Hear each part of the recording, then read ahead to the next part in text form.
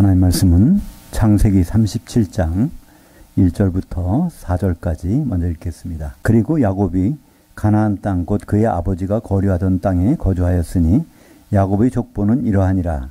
요셉이 17세의 소년으로서 그의 형들과 함께 양을 칠 때에 그의 아버지의 아내들 빌하의 아들들과 실바의 아들들과 더불어 함께 있었더니 그가 그들의 잘못을 아버지에게 말하더라.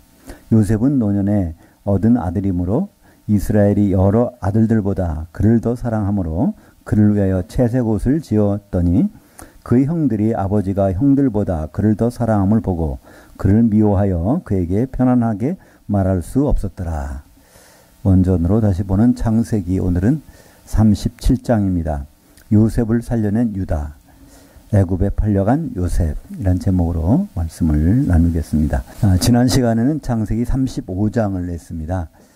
창세기 35장은 야곱이 자기 아버지 집을 떠나서 한 20여 년이 지난 다음에 결국은 아버지 집까지 돌아오게 되는 것을 볼 수 있죠. 외삼촌 집에 갔다가 중간에 와서 약복강을 지나서 에서 형을 만났고 형을 주라고 하면서 섬기는 장면.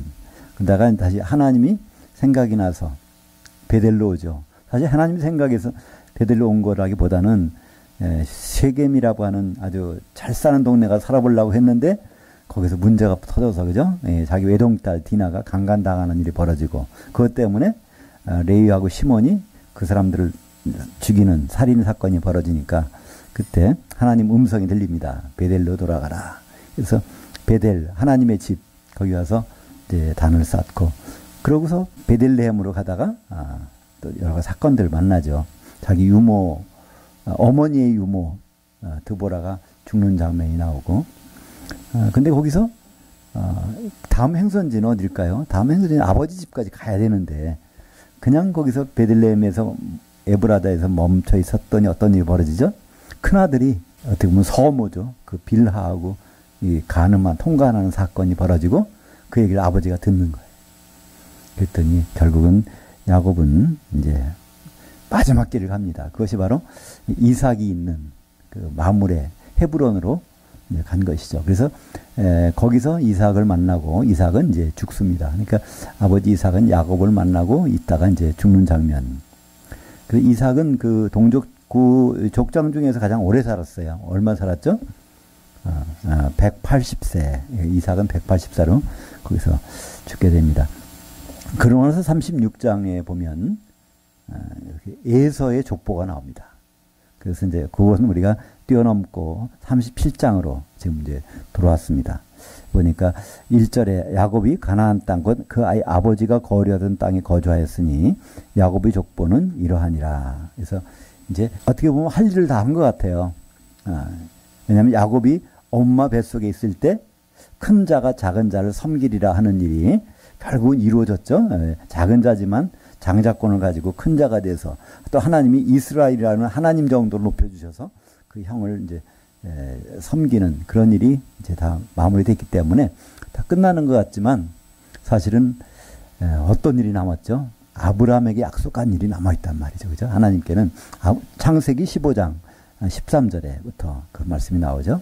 이제 아브라함의 자손이 이방 땅에 가서 400년 동안 종살이 하다가 거기서 많은 재물 이끌고 나오리라. 이 예언이 이루어지는 것이 남아있단 말이에요. 그 예언 선상에서 어떤 일이 벌어져야 될까요, 이제? 그러니까 아브라함의 자손, 이삭의 자손, 야곱, 이스라엘 자손들이 애굽 땅으로 들어가야 되는 일이 벌어집니다. 근데 이런 들어가는 일이 벌어져야 되는데 어떻게 하나님은 이루시는가? 우리는 지금은 알고 있으니까 알죠, 그죠? 먼저 요셉을 보내서 요셉이 국무총리가 된 다음에 결국은 데리고 가니까 그래서 이방 땅에 가 있고 거기서 400년 동안 종살이하다 나오는 일이 벌어지는데 하나님은 그 일을 이제 오늘 시작하십니다. 요셉이 지금 17살 됐습니다. 요셉이 17살이라고 하면 이때 야곱의 나이는 108세, 이삭이 168세 이렇게 됩니다. 그러니까 이것은 이제 이 나이들을 한번 같이 따져보시는 게 좋아요. 요셉이 지금 17세 때인데 요셉이 이건 다 아시죠? 국무총리가 될 때 몇 살이었는지. 요셉이 국무총리가 될 때에는 관직에 올라가려면 30세가 되니까. 이러고 나서 7년 동안 풍년이 있었죠. 그죠? 그리고 이제 7년 동안 흉년이 되는 동안에 두 번째 해 때 결국은 가족이 다 옵니다. 그죠? 야곱이 그때 오는 거예요. 그러니까 37세 때 이제 이때는 풍년, 7년 동안 풍년이 들고요. 그 다음에 2년 39세 때, 요셉이 39세 때 가족들이 다 애굽으로 들어옵니다. 그죠? 이때 이제 애굽으로 들어오는데, 이때 야곱이 말하기를 바로 앞에서 내 나이가 지금 132호 그런 거예요. 130살이라는 거예요. 그러니까 야곱이 130살에 애굽 땅에 들어왔어요. 요셉은 39살. 그러니까 17살 때 가서 거기 이제 이제 팔려가는데 22년 만에 들어온단 말이에요. 그죠? 그러니까 지금 요셉이 17살 때는 야곱이 몇 살인가 빼보면 되죠? 애굽에 들어갈 때가 130세야. 그러면 22년 후의 일이니까. 그러면 이때 야곱은 108세라는 걸 알 수 있습니다. 그러니까 오늘은 창세기 37장은 요셉은 17살, 야곱은 108살, 그리고 야곱의 아버지 이삭은 60세가 많으니까 환갑 때 났으니까 168세. 아직은 이삭도 살아있을 때예요. 그죠?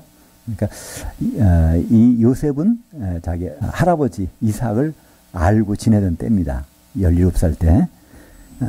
그때 어떤 일이 벌어졌냐면 문제의 발단이 생겨요. 세상적으로 보면 요셉이 미움을 받는 사건이 벌어져요. 형제들한테. 왜 미움을 받을까요? 야곱이 요셉을 특별히 사랑했어요. 그러니까 거기다가 채색 옷을 기워가지고 옷을 입혔다는 거예요. 성경 원문에 보면요, 그가 했다는 거예요. 아버지가 직접 옷을 만들어가지고 아들한테 이렇게 입혀주는 거예요. 그것도 채색 옷을. 그러니까 형들이 얼마나 좀 시기하고 질투했겠어요. 그 현장에 있게 되면. 거기다가 또 요셉은 아버지께 충성하려고 그런지 모르지만은 형들이 가서 잘못하는 것을 다 일러 바쳤다는 거는 보니까, 그죠? 그들의 잘못을 아버지께 말하더라. 그래서 요셉은 그러니까 고자질이라기보다는 아버지 입장에서 이 형들이 양을 치는 일에 충실해야 되는데 그 일을 안 하고 딴전 핍니다. 그래서 그것을 아버지한테 다 일러주는 것 때문에 더 미움을 받게 되죠. 왜 채색 옷을 입혀줬을까요? 너무나 여기 보니까 요셉은 노년에 얻은 아들이므로. 노년에 얻었다고 이럴까요? 사실은 저기 노년에 얻었어요. 큰 아들도 노년에 얻었거든. 거기 가서 그러니까 76세에 외삼촌 집에 가서 7년 동안 일한 다음에 이제 결혼해서 그때 두 분이 얻어서 그때 이제 애를 낳았으니까, 그러니까 76세 플러스 7년 하면은 93세인가요? 93세에다가 애를 임신해서 애가 나오려면 1년은 걸릴 테니까 94세 얻었어요. 그러니까 첫 아들을 94세 얻은 거니까 첫 아들 노년에 얻었단 말이에요. 마찬가지예요. 그러고 나서 거의 연년생으로 하다가 이제 마지막에 요셉이 여기서 나타나게 되는데, 그러니까 우리가 보기에는요, 요셉이 노년에 얻어서 더 귀하다기보다는 자기가 끔찍히 사랑하던 라헬이 아들이란 말이에요. 그죠? 그러니까 라헬이 지금 죽었으니까, 라헬은 이제 동생 나타가 죽었잖아요. 베냐민 나타가. 지금 그 아내 생각에, 라헬 생각에 머리 있는데 누구만 보면 요셉만 보면 생각이 나니까 특별히 사랑했는데, 그것이 결국은 이 가정에 문제가 편애하는 그 때문에 아주 결국 죽이는 일이 오늘 벌어지죠. 이제 죽이기까지 갔다 결국 살려주는 일인데, 그러니까 창세기 29장 7절 하반절에 보면 라헬은 몸매가 곱고 용모가 아름다우니 야곱이 라헬을 더 사랑하므로. 성경에 나오는 여인 중에서 가장 아름다운 여인으로 뽑히는 여인이 누굴까요? 그것이 바로 라헬입니다. 왜냐하면 라헬은 얼굴도 이쁘고 몸매도 이쁘다는 이 두 가지를 동시에 이쁘다고 하는 것은 참 성경에 드물거든요. 그런 라헬. 거기에 꽂힌 야곱. 그죠? 근데 하나님은 그걸 자꾸 하나씩 떼내기 시작하세요. 그죠? 라헬 때문에 다른 걸 못 보니까. 그래서 이제 하나하나 떼내서 결국은 라헬, 지금 이제 돌아올 때는 라헬은 이제 죽었습니다. 죽고 라헬의 아들인 요셉. 요셉은 이름이 뭐라고 그랬죠? 어떤 뜻이라고 했죠? 요셉. 요셉은요. 곱배기란 뜻인데 곱배기. 요셉은 곱배기 그런 뜻이에요. 원래 히브리 말로 야사프 하면은 이게 배가 하다, 갑절이 되다는 뜻인데 여기 야사프에서 온 말이 요셉. 예, 요셉. 그러니까 요셉은 이제 곱배기. 근데 그것 이름을 누가 줬어요? 라헬이 줬어요. 그것 때문에 사실은 라헬은 죽게 돼요. 그죠? 곱배기 달라니까 한 명 더 달라고 그러다가 그 베냐민 낳다가 죽어버리잖아요. 그죠? 그 얘기 안 했으면 안 죽었을 텐데. 그래서 그 낳는 애리 이름을 베논이라고 줬었어요. 그죠? 벤 하면 아들, 온이 슬픔. 얘 때문에 죽었잖아. 그런 뜻이야. 그죠? 예, 베논이. 그래서 예, 야곱이 그 아들의 이름을 바꿔주시죠. 그죠? 그 이름으로 평생 살 수는 없으니까. 그래서 벤야민, 야민이라고 오른손, 강한 자의 아들이라고 해서 이름을 바꿔줘서 이렇게 됩니다. 하여튼 이 라헬을 사랑하는 것이 아직도 남아있는 거예요. 그러니까 이 요셉을 볼 때마다, 그러니까 하나님은 아마 그런 생각을 해요. 야곱이 큰 일을 하려면, 야곱이 정말 아주 지금 엄청난 일을 앞두고 있어요. 어떤 일이죠?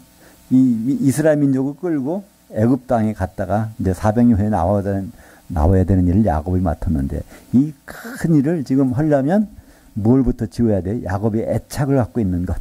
그러니까 라헬도 죽여버리시고 떼내버리시고 라헬이 사랑하는 누구? 요셉. 결국 라헬의 아들 야곱이 사랑하는 라헬 때문에 그래서 이제 요셉이 제거되는 장면이 나옵니다. 그러니까 완전히 죽여버리는 것이 아니라 바로 야곱에게서 라헬의 흔적을 지우시는 일이 여기서 이제 나타난 거예요. 그죠? 그래서 요셉이 이제 꿈을 꿉니다.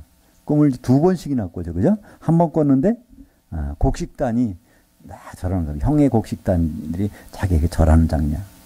그리고 또 한 번 꿈을 꿨는데, 해달별들이 자기에게 절하는 장면이 꿔집니다. 그 얘기를 또 직접 아버지들한테 하고 형제들한테 해버리는 거예요. 그러니까 형들이 얼마나 참 분했겠습니까? 우리가 형인데 형이 우리가 저런다는 거예요. 곡식단. 그리고 해달별. 그런데 우리뿐 아니라 해달은 뭘 뜻일까? 부모님까지도 거기 가서 저러게 그런 일이 벌어지니까 형들은 참 이게 참 그거를 우리가 그 입장을 한번 생각해 보세요. 근데 이 일들은 결국은 사실 앞의 일을 다 미리 꿈으로 보여준 겁니다. 곡식단이 절한다는 건 뭘까요? 식량 문제 때문에 그걸 구하러 가는 일이 벌어지죠. 그죠? 7년 동안, 앞으로 벌어질 7년 동안 이제 흉년이 들어서 그 곡식단 때문에 절하러 가는 일이 벌어지고, 또, 이 해달별들이 절하는 것. 그거는 국무총리 때, 그죠? 예. 물론 그 엄마는 죽었지만, 그냥 그 상징하는 부모와 형제들이 다 애굽에 가서, 이렇게, 그때는 국무총리 앞에 서는 거니 나중에 신분은 나중에 밝혔지만 처음엔 가서 정말 국무총리 앞에 서가지고 꼼짝 못하잖아요. 그러니까 결국은 애굽이란 나라로 이주해서 가는 사건을 요셉의 꿈을 통해서 미리 보여줍니다. 근데 요셉은 이것들을 예사롭게 하지 않고 그걸 간직하고 있었어요. 그냥 이거 개꿈이다가 아니에요. 요셉이 그런 모든 과정에서 이겨낸 모든 비결을 보면 나중에 요셉이 얘기합니다. 마지막 결론부터 볼까요? 창세기 45장 5절 맨 끝에 브린트물 한번 5절, 7절, 8절 한번 같이 읽겠습니다. 당신들이 나를 이곳에 팔았다고 해서 근심하지 마소서, 한탄하지 마소서. 하나님이 생명을 구원하시려고 나를 당신들보다 먼저 보내셨나이다. 하나님이 큰 구원으로 당신들의 생명을 보존하고 당신들의 후손을 세상에 두시려고 나를 당신들보다 먼저 보내셨나니 그런즉 나를 이리로 보낸 이는 당신들이 아니요 하나님이시라. 그러니까 요셉은 이 꿈꾼 거에 대해서 이걸 간직하고 계속 다녔던 사람이에요. 그죠?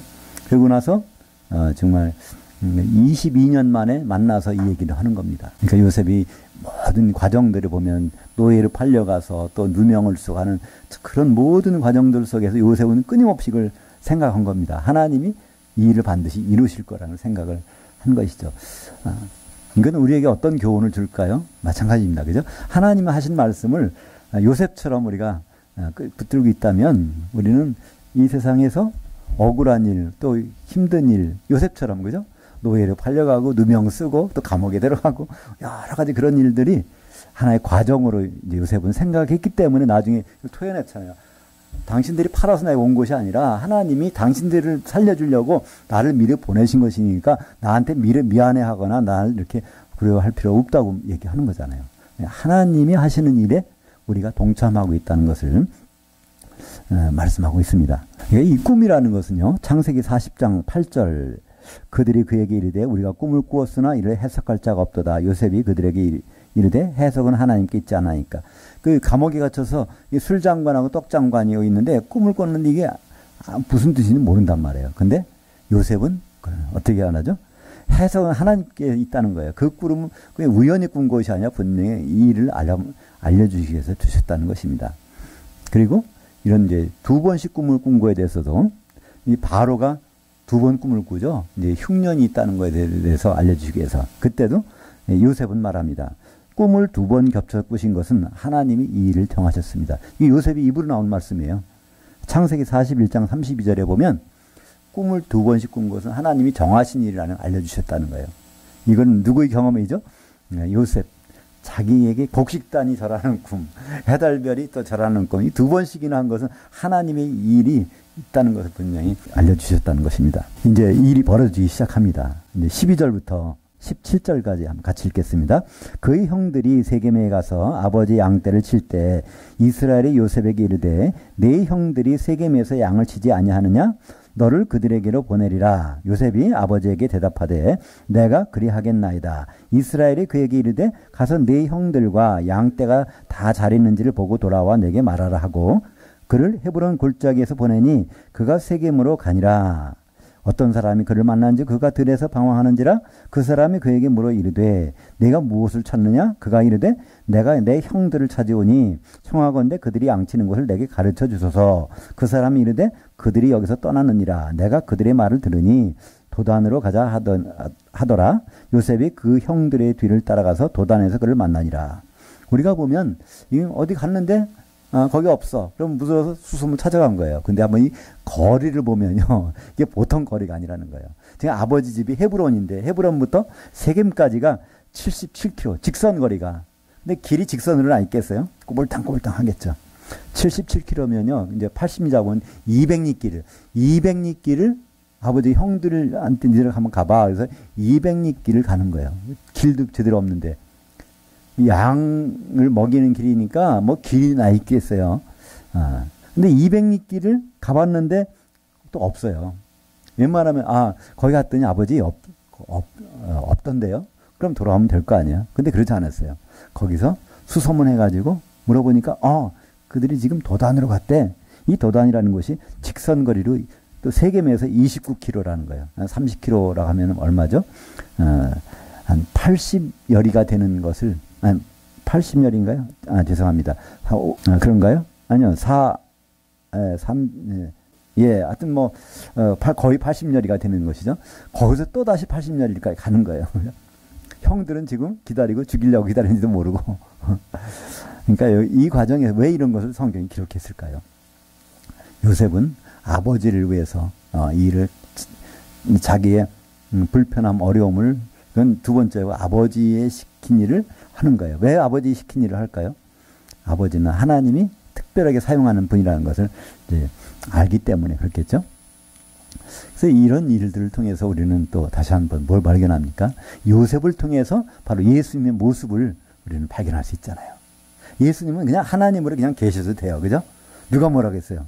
근데 빌립보서 2장 6절에 보면 그는 물론 하나님의 본체시나 하나님과 동등됨을 취할 것을 여기지 아니하시고 바로 종의 형체로 해서 비우고 바로 종의 형체를 가지고 사람 인간으로 나타나셨다는 거예요. 그러니까 하나님이 인간 되신다는 거는요 엄청난 불편함이잖아요. 그죠? 우리가 거꾸로 생각해서 다른 걸 생각해서 어떤 이제 개미가 있는데요. 저 개미 홍수가 나서 개미가 다 떠내려올 것 같아. 그거 알게 된다면 어떻게 구할까요? 개미가 되는 수밖에 없잖아요. 개미가 돼서 굴 속에 들어가서 이거 홍수가 나니까 빨리 갑시다 이렇게 해줘야지 더 방법이 없잖아요. 그죠? 그러니까 예수님도 마찬가지로 하나님으로 그냥 계시지 않고 인간이 되셔서 바로 우리보다 더한 걸 다 받으시고 그 모든 과정이 바로 그 아버지 때문에 창세기 3장 22절에 그죠? 선악을 아는 일에 우리 중 하나와 같이 되었으니 그래서 성부, 성자, 성령 중에는 죽었다가 깨어나는 일 이런 것을 반드시 경험해야 된다는 거예요. 그죠? 죽고 사는 문제를. 죽고 사는 문제는 인간이 되지 않으면 그건 안 되는 거예요. 하나님은 죽을 수가 없으니까. 그래서 그 일을 이루시는 요셉이 바로 아버지의 명령 때문에 아버지의 뜻을 때문에 한 200리길을 갔다가 거기 없으니까 또 한 80리길을 또 찾아가서 이 형을 만나는 장면이 나옵니다. 18절부터 25절까지 18절부터 25절까지 내용은요. 우리가 그냥 이건 제가 말씀을 드리겠습니다.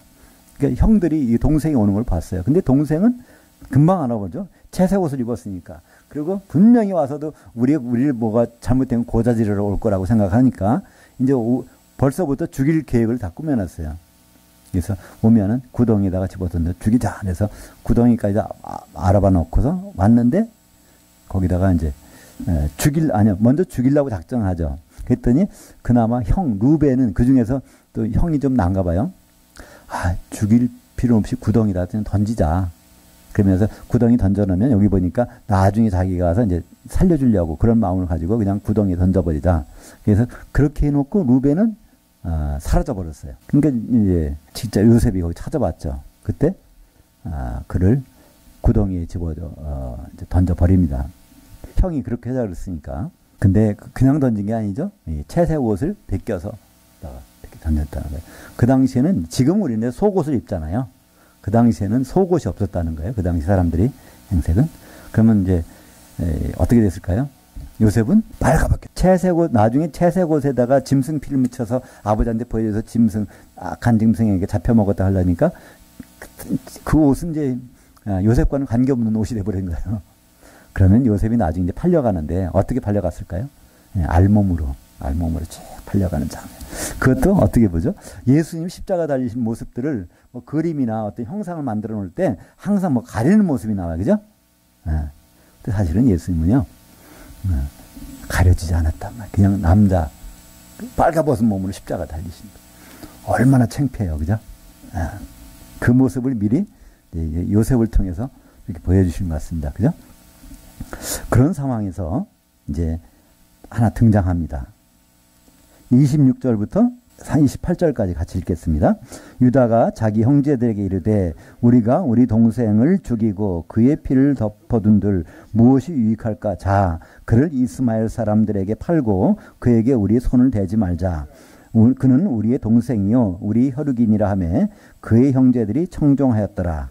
그때 미디안 사람 상인들이 지나가고 있는지라 형들이 요셉을 구덩이에서 끌어올리고 은 20에 그를 이스마엘 사람들에게 팔매 그 상인들이 요셉을 데리고 애굽으로 갔더라. 여기 한 사람이 등장합니다. 유다가 등장해요. 우리는 성경을 볼 때 유다를 잘 안 봐요. 요셉만 보죠. 그죠? 아브라함, 이삭, 야곱. 그 다음에는 요셉을 보죠. 그죠? 애굽에 가서 국무총리가 됐으니까. 근데요, 이 창세기에서는요, 초점을 맞춘 인물이 유다입니다. 사실 유대인들을 통해서 하는 예수님도 유대인들을 통해서 오셨잖아요. 유다가 과연 어떤 역할을 하는가. 여기 처음으로 유다는 설득을 잘해요. 형제들을 설득했어요. 르우벤 얘기에서도 결국 죽일 생각밖에 없었지만 유다는 설득을 해서 그를 죽일 몸을 이제 살려주는 장면이 나옵니다. 나중에 유다는 계속해서 설득을 잘해요. 이제 한 세월이 흘러가지고 식량이 없어서 구하러 갔을 때도 창세기 43장 9절 내가 그를 위하여 담보가 되오리니 아버지께서 내 손에 그를 쳐주소서. 내가 만일 그를 아버지께 데려다가 아버지 앞에 두지 아니하면 내가 영원히 죄를 지리이다. 이거 이제 두 번째 방문했을 때요. 아버지 첫 번째 갔다가 나중에 시몬이 볼모로 잡히고 이제 베냐민을 데리고 오라는 거예요. 이제 요셉은 자기 정체를 안 드러내는 거예요. 난 국무총리라고 하면서 거기 베냐민이 있으면 데리고 와 그러는 거예요. 43장 9절은 그 베냐민을 데리고 가야 된다는 거고, 그래서 이제 안 데리고 가면 안 된다는 거고, 두 번째 이제 데리고 왔는데 그때 그 사건이 벌어졌죠. 자루에다 그걸 집어넣어가지고 그때 베냐민 너 이거 훔쳐갔으니까 안 돼. 그때 하는 말이 얘를 아버지한테 안 데리고 가면요 우리 아버지 큰일 나요. 그래서 또 이제 한 번은 아버지 설득을 시켜서 베냐민을 데리고 가고 두 번째는 거기 있는 요셉 아직 정책을 밝히지 않은 요셉을 설득해가지고 지금 이제 데리고 오는 그런 장면들이 나옵니다. 이 모든 것에 누가 등장합니까? 유다가 등장하는 거예요. 유다는 바로 그런 역할, 바로 설득을 해서 사람들을 그러니까 지금으로 말하면 뭐죠? 변호사예요, 그죠? 아주 그냥 그 모든 것을 잘하는 거예요. 변호사란 뜻이 뭐죠? 성령님. 그러니까 파라클레토스라는 것은 변호사란 뜻입니다. 우리는 이제 보혜사라고 그러죠. 보혜사라고 하는 것은 한자어입니다. 보혜사는요, 파라클레토스라고는 헬라어예요. 파라라고 하는 것은 옆이라는 거예요. 옆에다 앉혀놨어요. 클레토스는 불러다가 재판을 받아야 되는데 도저히 나는 죄진 것도 없고 선한 뭐 아무 문제가 없는데 설명할 길이 없는 거예요. 그때 누굴 데려오죠? 변호사를 데려오면. 변호사를 잘 쓰면 죄가 있어도 다 해결해 주는 거예요. 특별한 변호사라면. 그 전에 보면 레이건 대통령을 암살하려고 하다가 총을 쏜 그 사람도 변호사를 잘 썼더니 풀려나가잖아요. 예. 미국 대통령을 죽이려고 했는데도 변호사를 잘 쓰니까 다 풀려나가요. 그만큼 바로 이 변호사 파라클레토스는 아주 특별한 변호사예요. 그러니까 우리가 어떤 죄를 져도 우리를 해결해 주실 분, 죄에서 해결해 주실 분 누구죠? 보혜사. 그래서 우리는 보혜사를 성령님만 보혜사라고 그러는데요. 아니요, 예수님도 보혜사이세요. 내가 또 다른 보혜사를 너에게 이제 보내줄 텐데, 그때 또 다른이란 뜻은요, 알로스 파라클레토스라고 해서 똑같은 보혜사, 나와 똑같은 보혜사를 보내주겠다. 그분이 성령님이라는 거예요. 그러니까 예수님도 보혜사고 성령님도 보혜사예요. 똑같은. 그러니까 이 똑같다는 말은 여기 보면 이 단추가, 요 단추 있죠? 요 두 개 단추. 이게 똑같잖아요. 요거 같은 걸, 그걸 알로스라고 그래. 헬라말. 알로스 파라클레토스. 요거하고 다른 단추는 틀리잖아요. 그죠? 그러니까 요거는 헤테로스. 이거는 알로스. 근데 우리말 번역에 또 다른 번역을 하려니까, 다르다 그러니까 다른 걸 하는데 똑같은 변호사. 그러니까 예수님도 변호사. 지금도 우리 예수님은 어디서 변호사 노릇하세요? 하늘 보좌 우편에서 지금도 우리를 위해서 간구하시느니라. 요한 1서 2장 1절에 보면 우리에게는 누가 있어요? 대언자가 있으니, 우리말 보면 대언자라고 번역했는데 그게 파라클레토스, 그걸 보혜사라고 번역을 똑같이 해야 되는데 거기서 대언자라고 하니까 무슨 말인지 몰라요. 그 예언자란 말인가? 이상하게. 그러니까 우리 예수님도 보혜사, 성령님도 보혜사. 그러니까 뭘 다 해결해줘요? 무슨 문제, 죄에 대한 무슨 문제가 되면은 다 그분이 끝내시겠다는 거예요. 자기가 직접 희생해서 끝내셨잖아요. 그죠? 모든 것을. 그래서 이런 역할, 유다가 바로 이 역할, 보혜사 역할을 하고 있는 것을 우리는 성경에서 볼 수 있습니다. 근데 여기에 마침 누가가 지나가요? 이스마엘 사람들이 지나가요. 거기 상인들이. 지나가니까 저기다 팔면 되겠다. 그러니까 이스마엘은 누구죠? 아브라함의 어떻게 보면 첫째 아들인 셈이죠. 그죠? 하가를 통해서. 그러니까 다 쓸데없이 난 사람이 아니라는 거예요. 이 아브라함의 후손이 애굽 땅에 갈 때 그들이 없었으면 어떻게 해서 그런 일이 벌어졌겠어요. 거기 갔다가 400년 일단 나와야 되는데, 우리가 보기에는 왜 하나님은 이런 거 아무 관련이 없는 일을 이렇게 하실까? 아니요. 하나님은 다 모든 것 다 관련이 있단 말이에요. 그죠?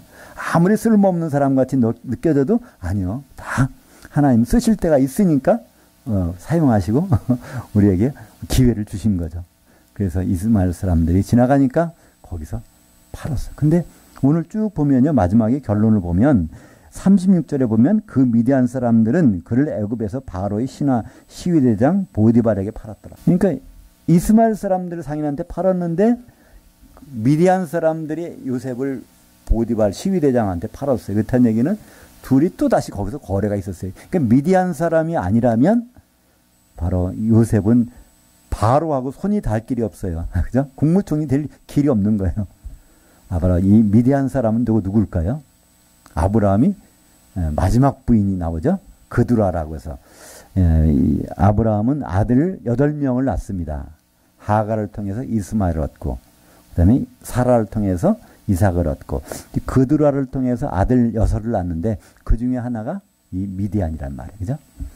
미디안 사람, 왜 아브라함이 주책 없이 나이가 들어가지고 또 결혼해서 애 8명이, 6명이나 더 낳았을까?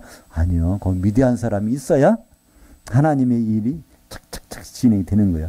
미디안 사람이 없다면 어떻게 요셉이 가서 다른 데 가서 일을 하는데 미디안 사람 때문에 그들은 왕의 문중에 또는 시위대장하고 연결이 돼서 거기다가 팔아서 이제 바로와의 길이 열리기 시작합니다. 창세기 9장 5절을 보면 이런 말씀이 있습니다. 같이 읽겠습니다. 내가 반드시 너희의 피 곧 너희의 혼의 피를 찾으리니 짐승이면 짐승의 손에서 사람이면 그 형제인 사람의 손에서 그의 혼을 찾으리라. 어떤 그 피를 흘린다는 것은 죽인다는 거잖아요. 피를 흘리면 사람 죽으니까. 그러니까 짐승한테 누가 어떻게 짐승이 발길질을 했어. 그래갖고 사람이 죽어버렸단 말이에요. 그럼 짐승의 손에서 그걸 찾는 거예요. 근데 사람이 그랬다면 누구에게서요? 그의 형제인 사람에게서 찾겠다는 거예요. 사람의 죄. 그러니까 짐승 같은 사람들이 있어요. 짐승 같은 사람이 누굴까요? 거듭나지 못하고 하나님을 모르는 사람은 하나님 보시기엔 짐승 같은 사람이 혼만 있어요. 근데 진짜 거듭난 사람, 거듭난 사람이라면 그 죄를 누구에게? 그의 형제된 사람, 형제의 손에서 찾겠다는 겁니다. 그게 무슨 말일까요, 이게? 이게 바로 예수 그리스도를 통해서 우리를 대속해 주신다는 것이 창세기에 벌써 예언이 되고 있죠. 거기에 보면 이 혼의 피라는 거야. 혼의 피가 있고 피가 혼이라는 겁니다. 이게 뭘까요? 혼이 목숨이죠. 우리가 목숨이 끊어진다는 건 무슨 말일까요? 피가 돌다가 딱 스톱하면 이건 끝나는 거죠. 우리의 생각하고 느끼는 이거 다 혼의 활동인데 우리의 혼의 활동은요. 피와 밀접한 관계가 있어요. 피가 순환이 안 되면 그 순간으로는 생각할 수 없습니다. 이 피가 여기다가 뇌에다가 산소를 공급해줘야 그래야 생각할 수 있잖아요. 근데 공급이 끝나면 마비가 되는 거예요. 그죠? 이 피와 혼은 성경에서 아주 밀접한 관계에 있습니다. 그래서 우리가 혼의 구원 이루는 것도 결국 뭐예요? 피가 있어야 돼요. 누구 피? 하나님의 피. 그래서 예수님의 피. 그건 바로 우리의 혼의 구원은 그가 없으면 되지 않죠? 그래서 이 혼과 피는 밀접한 관계가 있지만 근데 사람이 죄를 범할 때는 그때는 그 형제된 사람의 손에서 그의 혼을 찾으리라. 예수님의 혼, 예수님이 왜 그 피를 흘리셨는가? 바로 그분이 사람이시기 때문에 우리 형제가 되시려고. 그것이 바로 이 맏아들 되시는 예수님의 뜻을 창세기 9장에 우리에게 말씀해주고 있습니다. 이 일에 관련돼서 바로 요셉을 파는 장면이 나오죠. 얼마예요? 은 20에 팔았어요. 원래 사람의 목숨값은 얼마죠? 성경에서는 30입니다. 예수님이 은 30에 팔리셨잖아요. 그죠? 근데 요셉은 왜 20에 팔렸을까요? 아직 쓰려면 아직 덜 됐어. 그러니까 좀 깎아서 한 것 같아. 그죠?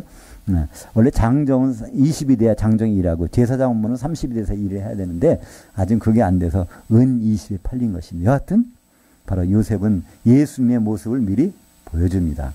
그죠? 바로 이러한 역할을 하실 분이 앞으로 등장한다는 것을 요셉을 통해서 우리는 알게 되죠. 이제 일이 있고 나서 바로 이 루벤이 와봤어요. 그랬더니 이미 여기 팔아먹었어요. 자기 루벤은 자기 나름대로는 구덩이 가서 내가 몰래 꺼내다가 살려주면 되겠지 했는데 이제 루벤은 와보니까 이미 팔아먹었거든요. 그러니까 거기서 방법을 강구합니다. 어떤 방법이요? 짐승에게 찢겼다. 자기들이 팔아먹었다고 얘기하면 혼날 테니까 짐승에게 찢겨서 죽었습니다. 라고 이제 이렇게 그래서 누굴 자책하게 만들어요. 야곱. 내가 안 보냈으면 얘가 안 죽었을 텐데 내가 보내서 죽었구나. 그래서 그러나 이 일은 억울한 일도 아니고 재수 나쁜 일도 아니고 이건 분명히 하나님의 일을 지금 하고 계시다는 거예요. 하나하나. 그죠? 왜? 창세기 15장 13절 읽겠습니다. 여호와께서 아브라함에게 이르시되 너는 반드시 알라 네 자손이 이방에서 객이 되어 그들을 섬기겠고 그들은 400년 동안 네 자손을 괴롭히니. 그래서 이 일이 반드시 이루어져야 되는데 이것이 다른 사람들이 해주는 것이 아니에요. 그죠? 이들이 발로 걸어서 거기까지 가야 돼요. 이방 땅이라는 애굽을 여기서 말하는 거죠. 애굽이 가야 되는데 가는 모든 일을 시작하시는 분이 누구면 하나님이 시작하셨어요. 거기 갔다 와야 된다는 거예요. 그래서 결국 우리는 출애굽 사건 하면은 이스라엘 백성들이 힘들었는데 하나님께 외치니까 하나님 그들을 구원해 주셨다 이렇게 생각하는데 아니요. 출애굽 사건은요. 출애굽 전에 뭐가 있었어요? 입애굽이 있었어요. 애굽에 들어간 사건이 있었어요. 그 다음에 거기서 나와서 어디에? 가나안 땅. 출발지는 가나안 땅이에요. 가나안 땅에서 애굽에 들어갔다가 거기서 나와서 광야를 거쳐서 다시 가나안 땅까지 오야 되는 것은 언제 결정됐어요? 바로 창세기 15장에 13절에 아브라함을 통해서 하신 말씀이에요. 그러니까 이 아브라함은 이 말을 누구에게 해줬을까요? 이삭에게 분명히 해줬겠죠. 이건 하나님의 말씀이고 후손들에 대한 예언이니까 후손들에 대한 예언을 아브라함이 안 했겠습니까? 믿음의 사람이. 그 얘기를 이삭은 들었을 거고 야곱도 들었을 거예요. 그죠? 그걸 또 요셉도 물론 들었을 거죠. 네, 그래서 이 일이 이루어지는 과정이 시작된 것입니다. 우리가 보기에는 불쌍한 일이 벌어졌죠. 그죠? 거기까지 갔다가 노예로 팔려가지고 빨개 벗겨서 가는 과정이 나오는데, 믿는 사람이라면 될까? 그러나 하나님은 그 일을 시작하셨습니다. 왜? 결론을 내시려고. 그들을 가나안 땅까지 데리고 오시려고. 거기에 물론 갈 때는 70명이 가요. 나올 때는 얼마 나오죠? 장정만 60만 명. 근데 가나안 땅까지 들어오는 사람은 2명밖에 없어요. 그죠? 거기서. 그래서 여호수아 갈렙밖에 없는 거예요. 그러니까 결국 하나님의 목적지까지 도달하는 사람은 많다 적다? 참 적다는 거예요. 멸망으로 인도하면 크고 넓어 다 그리로 가는데 바로 좁은 문은 찾는 이가 적음이라. 그래서 결국은 하나님의 법칙은 이 성경을 통해서도 우리에게 나옵니다. 가장 수치적으로 대표적인 말씀이 그잖아요. 그죠? 60만 명 나오는데 목적지는 가나안 땅인데 광야에서 다 이렇게 끝나더라. 2명 빼놓고는.